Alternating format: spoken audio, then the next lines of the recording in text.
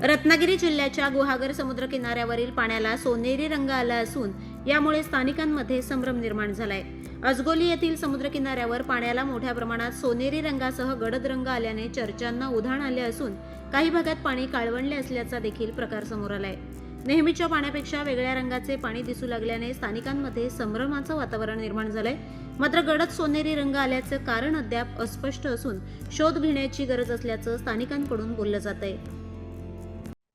समुद्राला फेणी किंवा फेस येणे म्हणजे आता कसं होतं की पावसाळ्यामध्ये जेव्हा वादळी वारे सुटतात त्यावेळेला समुद्राचं पाणी उसळलं जातं आणि त्यामुळे समुद्रातले जे क्षार असतात तर त्याचा एक फेस आपल्याला दिसतो तयार झालेला आणि त्याच वेळेला म्हणजे वेगवान वादळी वारे आहेत, भरतीच्या लाटा आहेत, अशा वेळेला पाण्याची घुसळण होत राहते आणि त्याचा एक तो फेस आपल्याला दिसतो।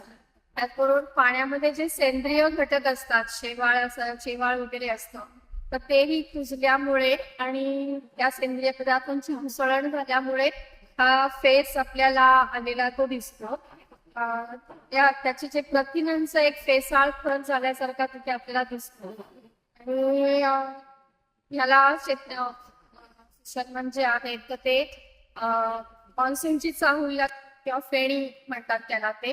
आणि याचा आणखीन एक परिणाम असा होतो की जसे समुद्राचं पाणी किनाऱ्याकडे ढकललं जातं तर त्याच्याबरोबर मासे सुद्धा अंडी घालायला किनाऱ्याकडे यायला लागतात, त्यामुळे चांगले मासे मिळतील असा एक मच्छीमारांचा अंदाज असतो।